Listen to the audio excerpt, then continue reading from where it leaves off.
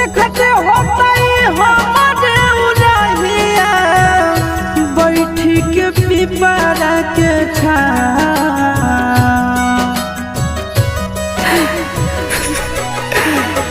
देखते होता हमारे उड़हिया बैठी के पिपरा के रुक रुक रुक अरे टरेनिया रुक रुक रुक रे टरेनिया ले ले चल जनुआ के गाँव रुक रुक रुक रे टरेनिया।